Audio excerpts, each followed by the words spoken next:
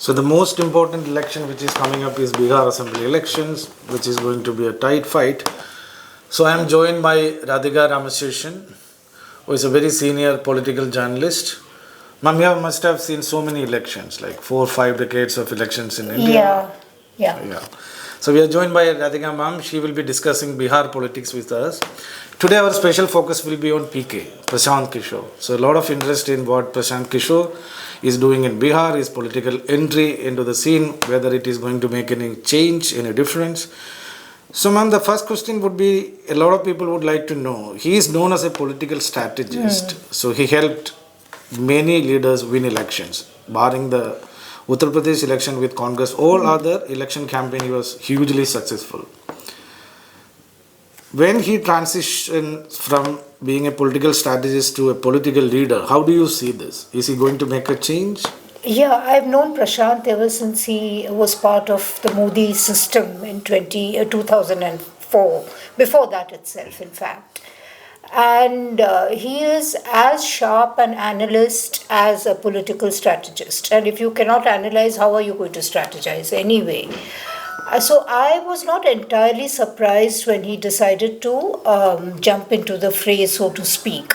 He's highly ambitious. I think somewhere down the line, he felt that he's helped a variety of politicians, Stalin, Mamta, you name them, and he's helped them all. I mean, you rightly pointed out, barring Uttar Pradesh, his strike rate has been terrific. So why not, have a shot at it myself? He is from Bihar. I mean, the only thing, as far as I can see, which goes against him is his caste. He's an upper caste person, though he's very reticent about his caste. And Bihar is much more mandalized than Uttar Pradesh. Uttar Pradesh still has a sizable upper caste voting population, electorate. Bihar is totally mandalized. I think the upper caste quotient is not very significant. It is, but not as significant as in Uttar Pradesh. So, but he is speaking the kind of language. I mean, I've been following his campaign on YouTube and TV. He is speaking the kind of language, he is using the kind of idiom which will cut across caste lines. You see, because you cannot, I mean, no state can survive on OBC empowerment or Dalit empowerment or the promise to empower Muslims forever. You have to transcend those classifications and go on to something else. So let's not forget that Bihar has an empowered class, a big empowered section, or big empowered sections, let me put it, because after all, Mandal has been in force for so many decades, reservation for Dalits and so on. So there is a significant section that has benefited. And they want to go transcend reservations and quotas and go on to something else, because it also has probably one of the highest migration rates. I mean, you go to Tamil Nadu and you find Biharis even in small towns like Vellore and I'm sure it's the same in Kerala as well, or Karnataka. So, obviously there is an aspirational class which is aspiring to something beyond quotas in educational institutions and jobs. I mean, they are looking at the private sector, because after all, let's not forget, government sector is not inexhaustible. I mean, it is, there comes a saturation point when there are very few jobs in the government sector. So you have to look at the private sector. Private sector has still not enforced quota, unlikely to do in the near future as far as I can see. So what can you hope for? You can only hope for acquiring new skills, better education, which government institutions may not be able to provide. I'm not saying that they are not capable of, but may not be able to provide at this point. So PK is using that kind of idiom, that you have seen the NDA, you've seen Nitish Kumar, you have seen Lalu Prasad. All that they are talking about is their family, is about themselves. This election is about making me the chief minister, or making my, the whole concept of family-centric politics or me, myself, that kind of thing has started grating on voters' ears. So PK is using a different kind of idiom, which will probably sound refreshing to a large section of the electorate. Now, now there's a difference between listening to speeches which appeal to a section or sections, and actually voting that particular party or that individual. There is a huge difference. Whether he is able to translate the apparent goodwill that you see for him, or he's attracting crowds and they are responding. It's not a sort of silent crowd or anything. His meetings draw a lot of applause, noise, and so on. Whether that translates into votes is the very big question. And whose votes is he going to poach upon? These are the two big, you can say, X factors in these elections. But definitely, as far as I can see, PK has made the kind of impact which probably Kejriwal made in Delhi then in the first two elections that he fought. And it's very remarkable because I had been following the Bahujan Samaj Party also in Uttar Pradesh. But Kanshiram and initially, and then Mayawati later of course became the chief minister, but they had to slog for years, Jayanth, before they were able to make an impact even on their own Dalit electorate. Right. So, and then of course they managed to go beyond the Dalit voters. They even got the upper caste voters, but that took ages, and whereas in the case of PK, he seems to have sort of struck the right notes right from the start, which is quite an achievement in a state like Bihar. Ma'am, you drew a parallel between Prashant Kishore and Kejriwal. So you have seen them both work their way through in different spheres, one as a strategist, one as a political activist to a chief minister for 11 years. How do you compare the working style of these two people? Arvind Kejriwal, who could get rid of established political parties and come to power in Delhi, which was quite unexpected in those days. Now Prashant Kishore. Yeah, Arvind Kejriwal, of course, rode on the back of that whole India Against Corruption movement, whose visible face initially was Anna Hazare, of whom you hardly see or hear anything these days. So he had that big prop, and also the RSS quietly backed the movement. Without the RSS's mobilization, the movement couldn't have got where it is. So Arvind Kejriwal had strong props to begin with. Of course, I mean, now if you're telling me to compare him with PK, Arvind Kejriwal was born into a particular system. He grew out of a system, and he was a product of a certain system. In that case, in the case of PK, he was strategist to several leaders, but he is not using any of them. I mean, it seems to be a solo act, so to speak. Of course, he's put a team together, but if you ask me, Jayanth, who's the second in command, I don't think I'll be able to sort of answer the question without searching, looking around and looking at his team and so on. He's got some migrants from the Nitish's party like RCP Singh and so on. But there is no one big second in command. Whereas, if you remember, Kejriwal had a strong team, of former bureaucrats, former IFS officials, corporates, people from the entertainment world like that Vishal Dadlani, the musician, and so on. So he put together an eclectic kind of system around him.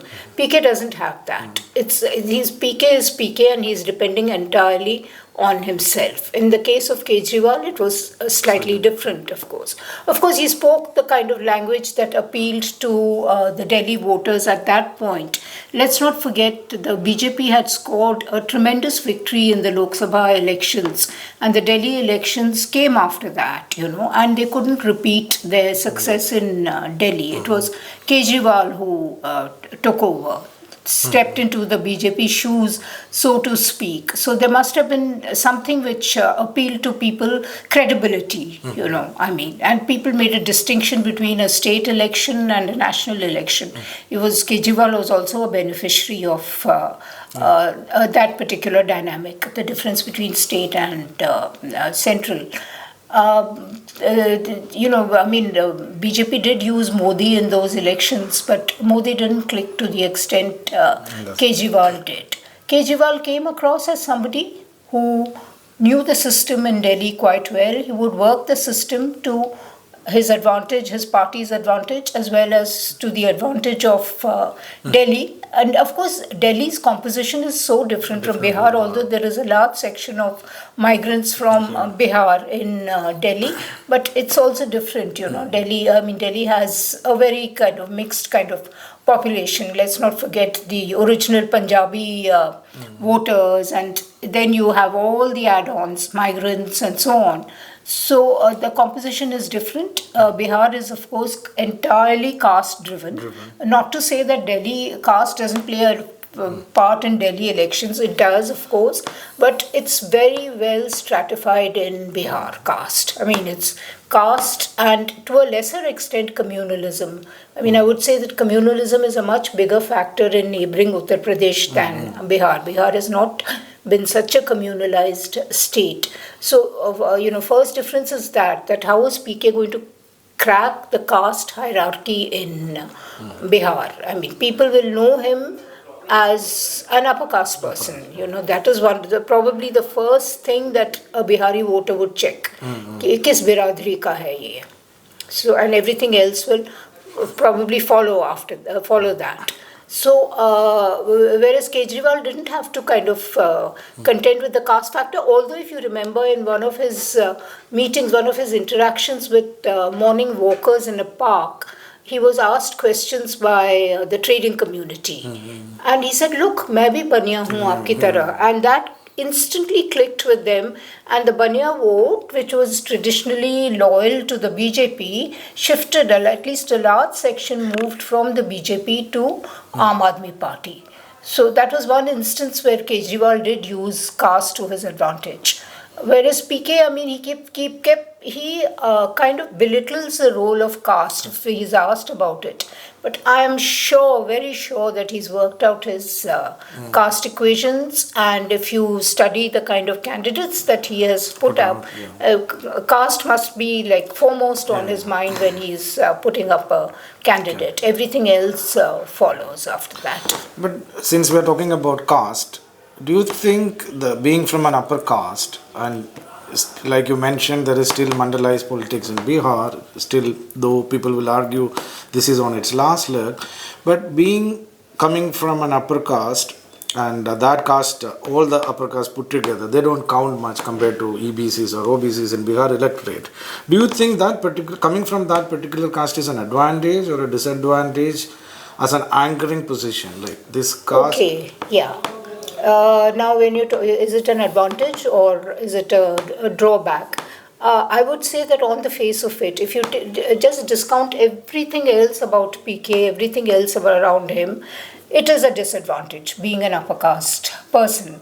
Bihar, since the 90s, has not had an upper caste CM. It's only had OBCs, Lalu and Rabdi Devi, and then, of course, Nitish Kumar. So it is seemingly a disadvantage for PK. Now, PK has tried very hard to transcend his caste origin. That is very, very obvious in the way he's gone about campaigning and relating to the people. The way he reaches out to the voters is quite remarkable.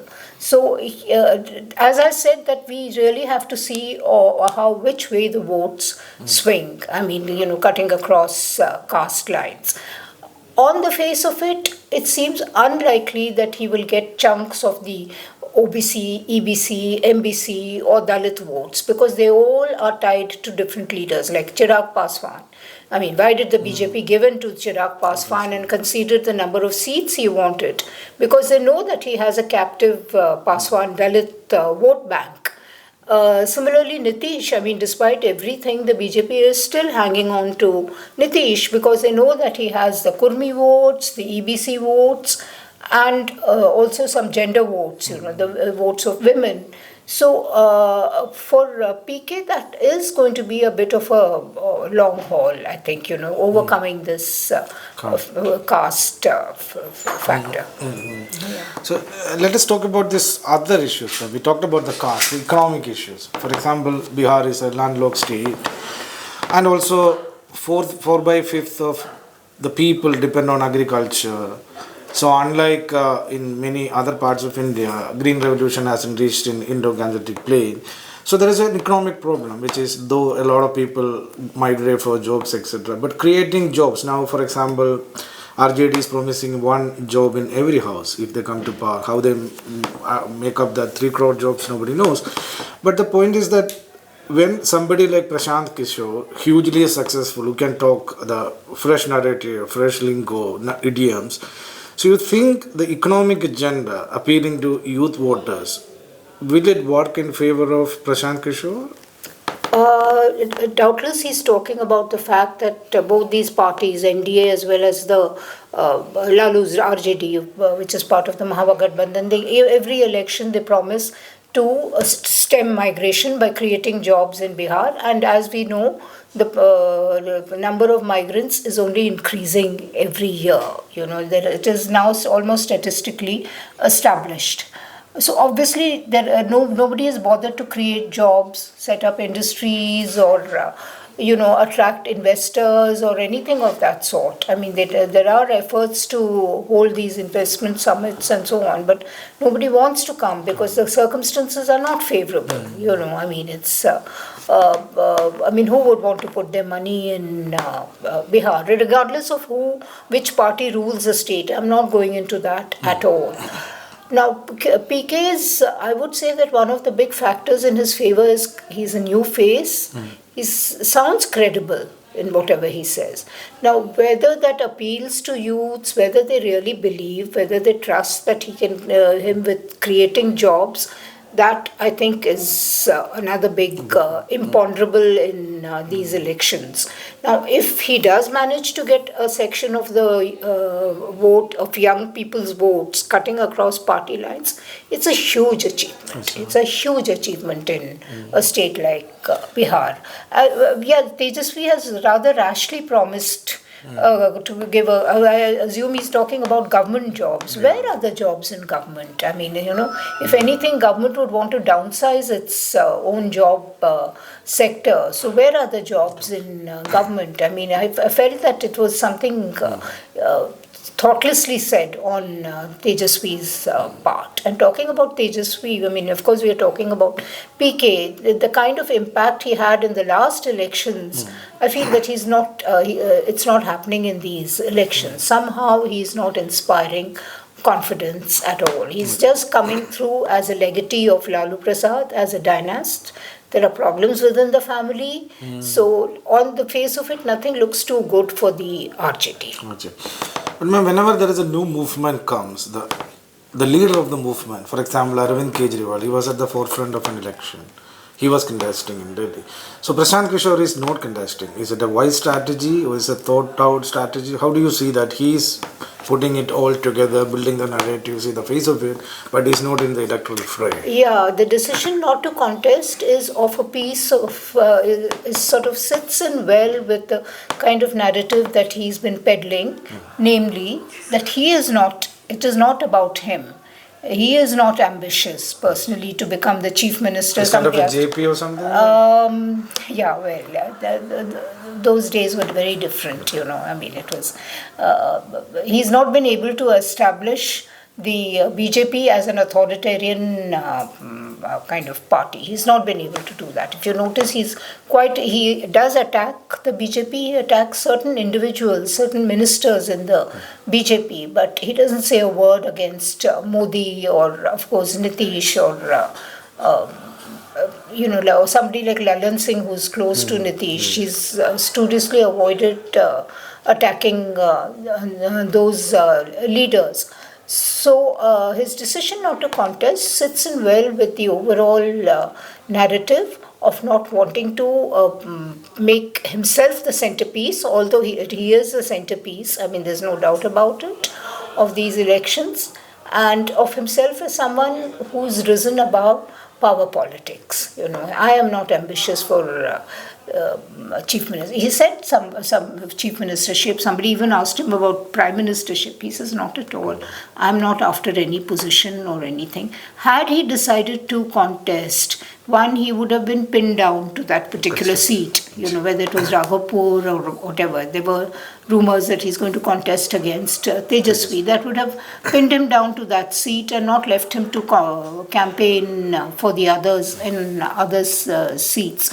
So I think on the whole, it's a prudent decision that he's taken. Yeah. But will he be a vote cutter or will we garner his own votes? Yes, that is the million-dollar question in these elections. He is going to be a vote cutter. I don't see him building he's not yet seemingly built an individual vote bank of the kind that the RJD has or the BJP or Nitish. You know, so whose votes is he going to cut? On the face of it, it looks like he will cut the BJP's upper class vote. So the BJP could suffer some reverses on account of Prashant Kishore. Now, whether that really happens on the day of voting, I don't know, because I haven't travelled yet in Bihar, but just looking at video clips and things, Modi's charisma is still quite intact. I mean, especially among women, if you talk to them, if the women that reporters have spoken to are unequivocal in their admiration, in their loyalty to Modi. So let's not discount the Modi factor. It is very much there, you know. It's there in the background probably now. It will surface to the fore as the day of voting comes closer. So there is that factor as well. But of course, PK is the newbie in these elections, so it's understandable that there's a lot of interest around him. Now, whether he can match Modi's charisma, I don't know. Yeah, that is a catchword. He's a newbie in the Bihar election. Which way he will work, whether it will harm NDA or India Alliance, we have to wait and see. That's all from us on this episode. Thank you.